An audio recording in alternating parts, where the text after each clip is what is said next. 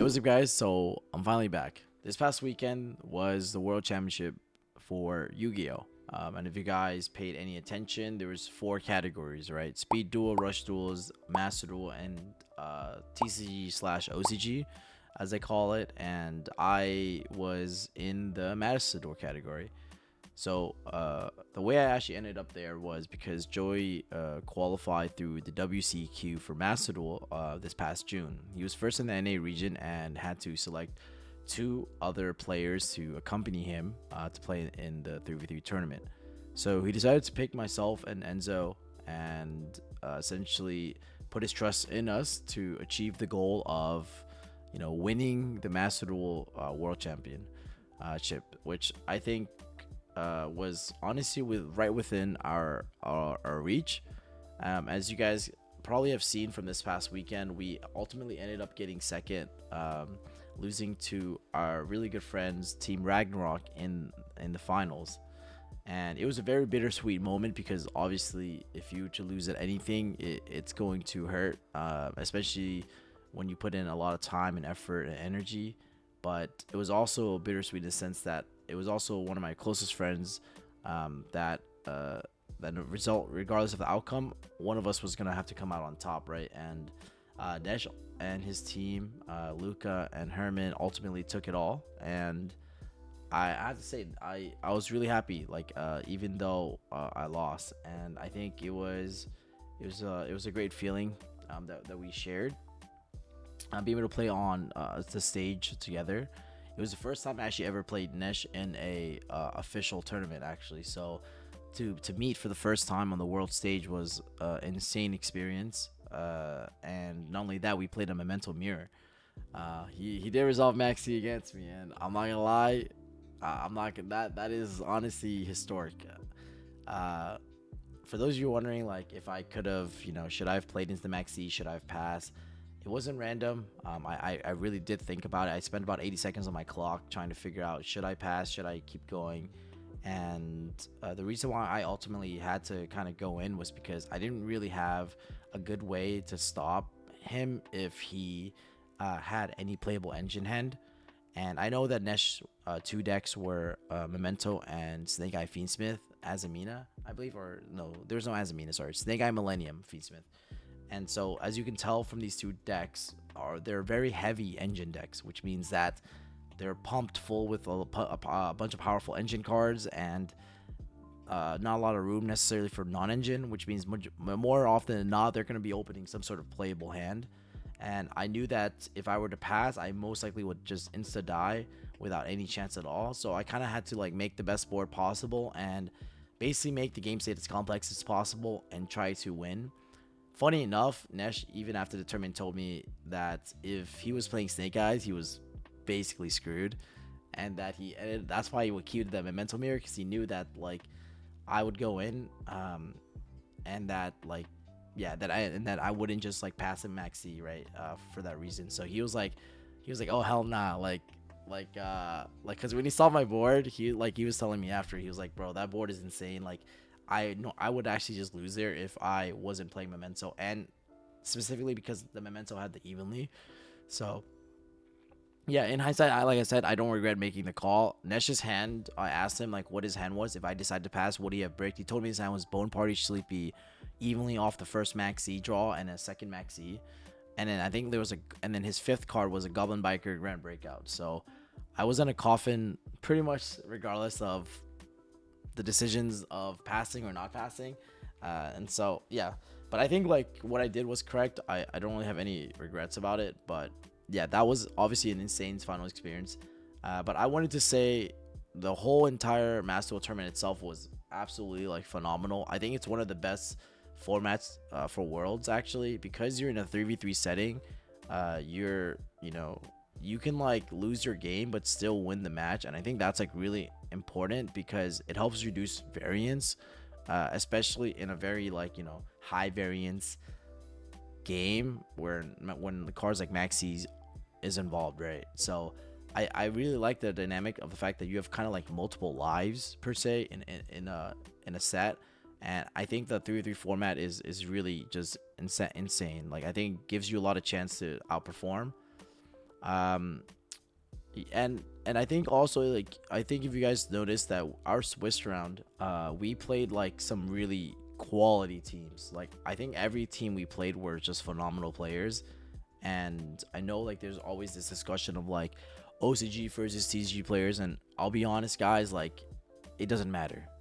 Like, it doesn't matter like what region these guys are from. The fact they're at Worlds, like, is just like enough to tell you that these guys are like insane players. Like, these are not some people that you like, like you're playing in Diamond or like, like, these guys are like the top of the top. And if you've been queuing high rated on Master Duel, you would have played these guys multiple times. Like, from like team alignments, I played against Arata, Goyoku. I've played against all these guys, even like Tas's teammates like Stellar, Freedom. Bro, these guys are absolutely insane. Like, Stellar, like, is a Mermail god. I'll be honest. Like, that guy was pulling him. He was doing montage combos with his like Mermail like strategy against me. You guys can watch that back. He comboed like perfectly. I was literally like, I'm like, bro, like, can you just mess up to let me get a chance? But they're there for a reason. Like, it was insane. So I just wanted to say that like every team I played were just insane, and like the fact we made it out of groups obviously is like, like you need a little bit of luck. And something I noticed is that like you have to not throw games. Like, if like I think that if you throw any game, that could be the difference between you making top cut or not. And so I personally was really happy with my overall performance because I didn't throw any games that were winnable. Like, every game that were unwinnable, I lost, and every game that was winnable, I won. And every game that looked unwinnable that I could have won, I ended up winning. So like a good example is like my game against like Tas in the last set, where he maxied me. I had no outs. I gave him like 8 draws, and then I put up like 5-6 interrupts, and it got me there pretty much. And I thought that was like if I didn't win that game, we would have been 4-5. So like, that's just an example of where like you really have to like win every game that you can. And if it's truly uncontrollable, then it's whatever, just move on. But overall, I really like the 3v3 dynamic. Like I said, there were a lot of games where like I lost a roll, I opened no breakers, no hand traps, no axie, no mash, no nothing. I didn't even bother toggling off. I'm just like, I just look over to my right. I'm like, all right, Joey, let's do this, because what you have to realize is that like a lot of people are so fixated on, this is my personal score in this 3v3, blah blah blah. It's like none of that matters. You win or lose as a team, and I think that's like a big mindset shift that of how I was so successful in 3v3s is because I do not care if I win or lose my game. Like, for me, that does not matter. What ultimately matters is that we win as a team, and having a really good team dynamic is really important. As you guys know, like I have won 2 3v3 YCS championships, and then I was a finalist for one of them. And I think like the main reason why I feel like I do so well is because I'm able to like have really good chemistry with my teammates, regardless of who they are. And I think that like plays a really big role. Like, for instance, when Joey, like, he made a misclick one of the rounds, I wasn't like, yo, like, Joey, like, your ass, like, what, like, stop misclicking. It's more of like, okay, you misclicked, let's figure out how to win the game safe from here. It's fine. Let's not stress over this. Like, it happens to the best of us, but what can we do from there, and how can we still salvage this game and still win it? And I think like that's why, like, for me, I think that's like really important. And that's why I really like the format, is because like you're not only managing your own emotions but also your teammates, and it's a really cool dynamic because, like I said, it's not about it, because there's so many games happening at once and so many things happening at once. You really have to be like be able to like be attuned to all of that. And it was great. So like from a Swiss round tournament perspective, I had a good time. I played like I feel like I played really well when I could have played, if that makes sense. And I was happy about that. Like, my biggest thing leading up to Worlds was that like I wanted to show up with no regrets. Like, I wanted to like essentially show up and be like, if I were to not top the tournament, I wouldn't be upset because I knew that I put in the amount of I put in the time. But if I were to like show up to Worlds and not top because of a lack of like effort, or because of like not playing enough, or me like misplaying because I wasn't as prepared, I'll be really upset and really mad at myself. And I would say like this is one of the few tournaments I've entered ever that where I was like I showed up, and regardless of the outcome of the tournament, I wasn't mad at myself. And I think that's like huge testament to how much me and the team prepped. And that was like the biggest takeaway for me. um I would say all the players are, like I said, were really cool. I was kind of shy to like meet newer people, but I did try my best to go out and talk to as many people as I can. Like for example, like there's a guy, his name is Bogan. He also attended Worlds, and I saw him and I'm like, oh my god, bro, I play you so many times on ladder, so it's good to finally put a face to the name. And I just came up to him and was like, yo, you want to just friend duel? And so we pulled out our phones and we just played Master against each other for fun. And I think like that's like the coolest part, because we all share a unique bond in which like we're here because of Master Duel and Yu-Gi-Oh. And you know, I think next year my plan is to like try to attend World Championship again and try to make more of an effort to like, you know, branch out and meet new people that I haven't. But I definitely was a little like shy for sure to like, you know, talk to other people, but I did my best, you know.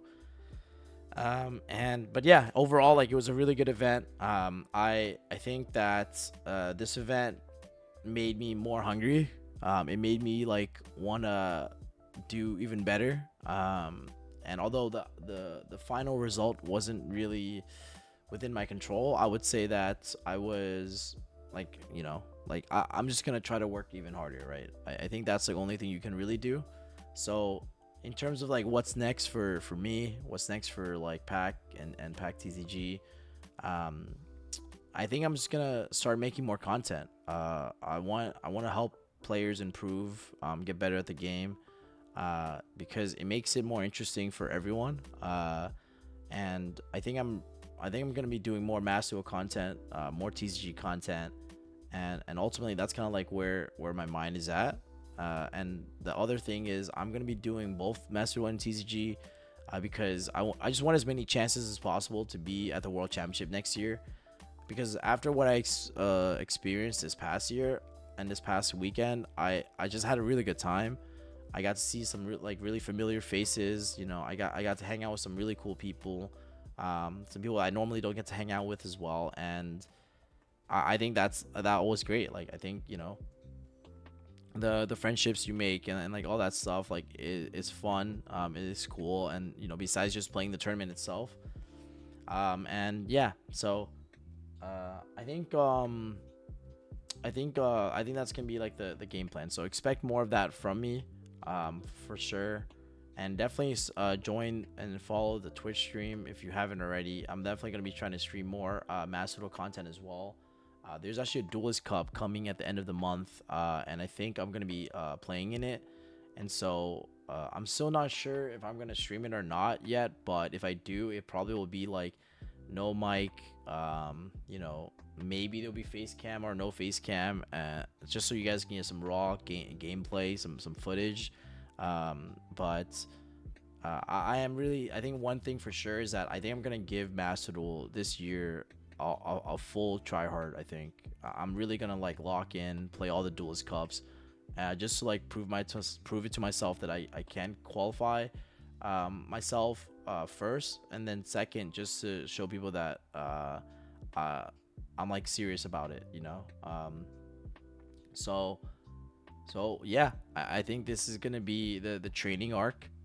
We're gonna try to become the best Master Duel player, the best Yu-Gi-Oh player that we can be, and I hope you are excited for the journey. Seeing me rise, I guess, from like basically, because realistically, like, I only really started Master Duel taking it seriously 2 months ago, after I found out that I was on Joey's team. So it's gonna be, honestly, I'm just happy that now this time around I'm gonna have a full year to train and lock in. And so I think that with a full year of training, I think I could really do it. But yeah, I'm gonna do another video later, guys, talking about what I played and the strategy and all of that. But I kind of wanted to just make this video informally, just let you guys know that I am back. I plan to make more content. I look forward to meeting you at the YCSs, or even meeting you at the Master Rule Ladder. You'll see me usually Q rated late at night sometimes, so I'm sure I'll see some of you guys there as well. And yeah, anyways, I really do want to say thank you guys for all your support. I saw all the comments and all the love as I made the finals with my team. And yeah, I hope to bring you guys hopefully a trophy soon. And yeah, I really do want to win and bring you guys back a trophy soon. So super huge congrats, by the way, to Nesh, Luca, and Herman. They played phenomenal, exceptionally well. They really earned it, and I'm just also really happy for my friend to accomplish such an insane feat, right, within the game. So show those guys some love as well. Oh, one more thing, Goocast is back. Find out more soon. I'll see you guys. Have a great rest of your day, and stay blessed. See ya.